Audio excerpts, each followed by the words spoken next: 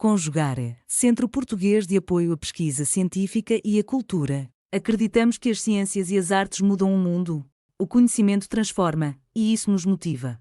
Jornada Internacional de Iniciação Científica e Extensão Universitária, GICEL 2025, realização dias 25, 26 e 27 de novembro.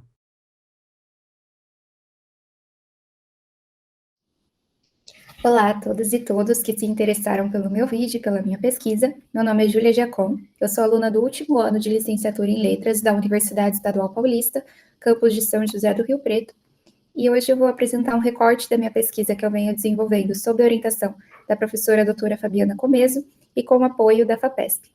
Para o GCEU de 2025, eu propus o recorte Secnografias do Saber, a construção da informação em podcasts científicos de storytelling.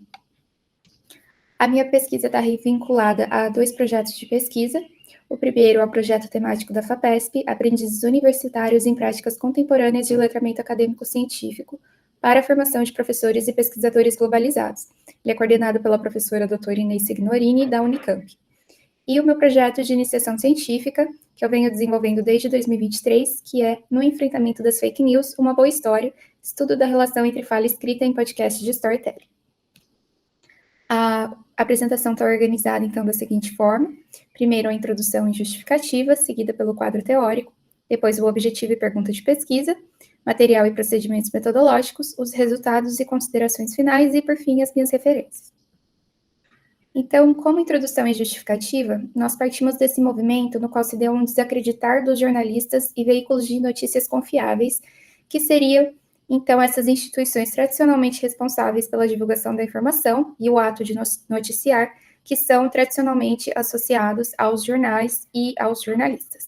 Então, no lugar disso, nós temos uma realidade em que modos não tradicionais de disseminação de informação estão ganhando espaço em detrimento dessas instituições tradicionalmente concebidas para o noticiar.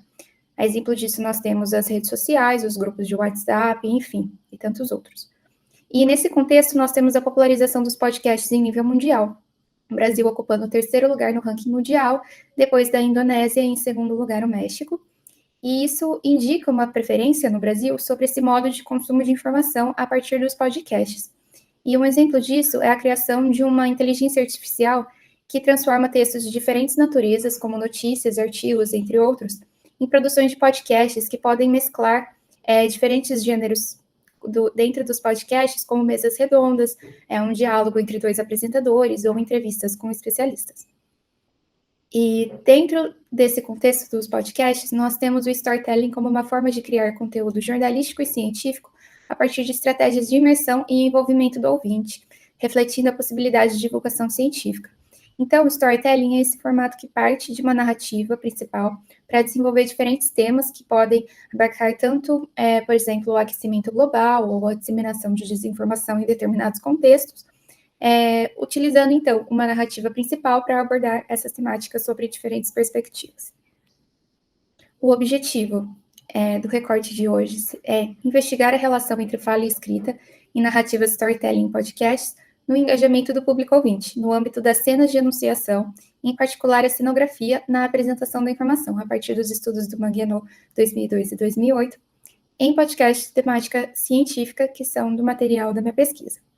E a pergunta de pesquisa que procuramos responder é: levando em consideração a organização social de discursos, segundo contextos sociais, lugares e posicionamentos sociais institucionalizados que promovem legitimidade e reconhecimento dos dizeres de determinados discursos, como as estratégias de abordagem da informação, neste caso as cenografias, constituem e caracterizam o storytelling e como essas estratégias se relacionam com o sucesso ou fracasso da divulgação científica e da informação em podcasts? Então, como esses modos de enunciar característicos do storytelling estariam relacionados com o sucesso ou não da divulgação propriamente dita? O quadro teórico parte dos estudos da relação entre fala e escrita, com Correia 2004, em práticas de letramento em contexto digital, na relação com os estudos sobre cenas de enunciação do Manguiano 2002-2008. Então, como pensar esse formato, esse suporte que são os podcasts, que partem de modos de produção tão variáveis como um roteiro escrito e uma execução que é performada oralmente, para pensar esse modo de constituição heterogêneo desse formato dos podcasts, e em particular os de storytelling. Então, dentro do quadro teórico, nós olhamos para a cenografia, a partir dos estudos do Manguienot, que seria aquilo que emerge concretamente e leva o quadro cênico a se deslocar para o segundo plano, pois o ato de enunciar não se resume a ativar normas prévias e institucionais, mas sim construir sobre essa base uma encenação singular da enunciação. Então, dentro dos gêneros textuais e gêneros discursivos, diferentes formas de enunciar são permitidas e podem ser mobilizadas para constituir e caracterizar esses gêneros. Então, o interesse está em olhar para o storytelling como um formato e olhar que tipos de modos de enunciação podem ser mobilizados na constituição desse modo, dessa narrativa. Também temos que o sufixo grafia ajuda a compreender essa característica. A cenografia é aquilo que se mostra e, ao se mostrar, valida a própria enunciação que precisou dela para existir. É a cena de fala que o discurso pressupõe para poder ser enunciado e que, em troca, precisa validar através de sua própria enunciação. Então, ao mesmo tempo, é aquilo que constitui o discurso a partir do modo de enunciar. Então, é um esquema paradoxal que, ao mesmo tempo, é a fonte do discurso e aquilo que ele engendra, ou seja, a cenografia é aquilo que o discurso precisa para se efetivar e ela é constituída a partir do discurso ao qual ela está vinculada e associada. O material do recorte de hoje parte do episódio Este Episódio é Falso, do podcast 37 Graus, e ele tem pouco menos de 1 hora de duração. A transcrição elaborada para pesquisa tem 10.376 palavras, foi realizada a partir do áudio do podcast, da gravação do podcast, e a análise foi feita com base no texto da transcrição.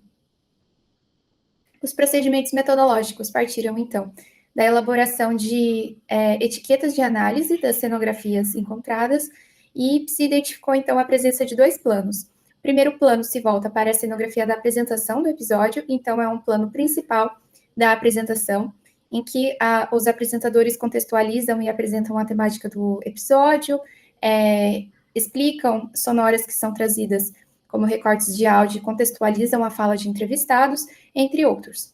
E no segundo plano seriam, então, essa cenografia a partir das sonoras, que são esses recortes de áudios introduzidos no momento da edição. Então, é um momento diferente da gravação da apresentação do episódio.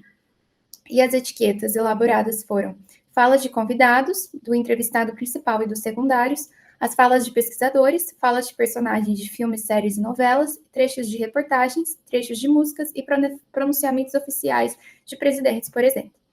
Essas etiquetas foram elaboradas a partir do material no software do MaxKDA. Então, como resultados, para o primeiro plano, nós temos as cenografias de apresentação, em que, principalmente, as apresentadoras elaboram perguntas de partida para se trabalhar determinados temas. Então, no exemplo que eu trouxe, a apresentadora Sara, ela começa a questionar qual a função da mentira para nós humanos.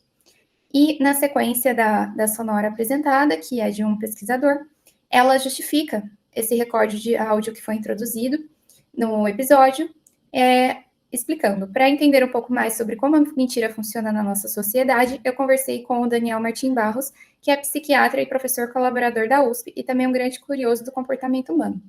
Então, a apresentadora, ela não explica qual seria a função da mentira para nós humanos da perspectiva dos estudos da psiquiatria. Ela traz, então, os recortes de áudio do pesquisador para trabalhar a temática em questão. Então, a cenografia da apresentação está mais voltada para o ato de contextualizar e explicar a temática, e as cenografias, então, dos convidados estariam mais voltadas para essa explicação científica, embasada em estudos das áreas variadas que são abordadas no episódio. Já no segundo plano, nós temos as sonoras dos entrevistados também, e a entrevistada principal é a Ana, que ela vai contar uma história de uma situação da vida dela em que ela não intencionalmente criou uma mentira. A Ana é jornalista e é algo que a apresentadora Sara descreve, que o mundo dos jornalistas são repletos do que ela chama de fofoqueiros.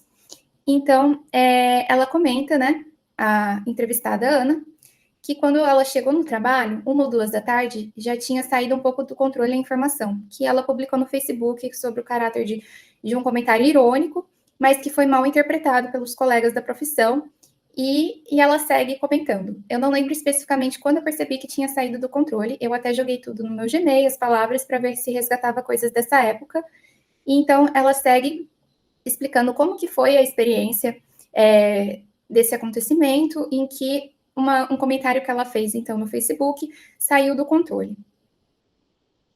Nós também temos as sonoras dos pesquisadores, como exemplo que eu trouxe primeiramente, que é da função da mentira para nós humanos. Então, nós temos as sonoras do entrevistado pesquisador para explicar o que seria a função da mentira do ponto de vista dos estudos da psiquiatria. E nós temos uma explicação que pensa, então, na mentira como uma possibilidade que a gente tem de apresentar para o outro uma realidade outra. E também de representar para o outro informações que não correspondam à realidade. E aí ele vai comentar também as motivações para se fazer isso, que seria, então, para obter vantagem ou também para evitar que o outro fique magoado e nessa tentativa de poupar o outro do sofrimento por meio de uma mentira. Nós também temos as sonoras com falas de personagens que se relacionam com a temática da mentira. Então, em um determinado trecho, nós temos falas famosas de personagens do mundo pop e do mundo cinematográfico, como a da Paola Bracho, a usurpadora, o Chicó, do Alto da Compadecida, que tem uma frase super famosa, não sei, só sei que foi assim, que ele repetia essa frase depois de contar histórias mirabolantes, repletas de fantasias, e ele finalizava, então, com não sei, só sei que foi assim. E nós temos também um trecho de uma fala da bruxa amada, Branca de Neve, que ela diz, agora bem vermelha vais ficar, para a Branca de Neve te provar. Sobre a maçã que a bruxa presenteia a Branca de Neve, que seria uma forma de enganar também, uma forma de mentira, portanto. E nós também temos as sonoras dos pronunciamentos oficiais, que funcionaram de um modo bem parecido com o das sonoras dos personagens, que estão ali, de certa forma, como trechos para estabelecer essa intertextualidade com o mundo contemporâneo e para possibilitar que o ouvinte estabeleça suas relações com o que ele está vivendo. Então, nesse momento, a gente tem a apresentadora comentando que a mentira é fundamental, de uma certa maneira, ela coloca em dúvida todas as nossas certezas.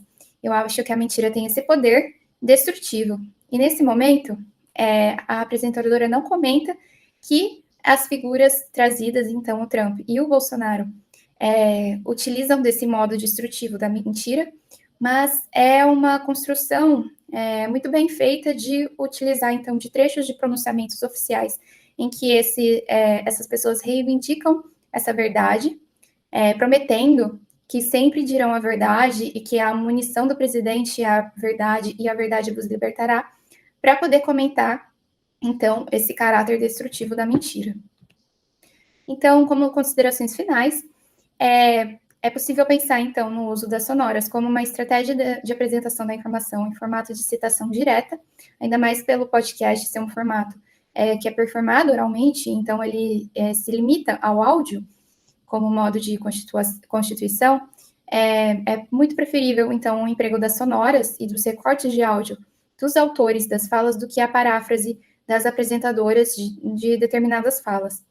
E a presença de uma narrativa principal, que é um relato sobre uma situação que a convidada principal, a Ana, criou uma mentira, se espalhou rapidamente, permite, então, que se desenrole considerações paralelas que abordam diferentes campos do conhecimento, como a perspectiva da filosofia, da biologia, da psicologia, até mesmo da matemática, que são abordados ao decorrer do episódio. Pesquisadores dessas diferentes áreas respondem perguntas das apresentadoras sobre a mentira.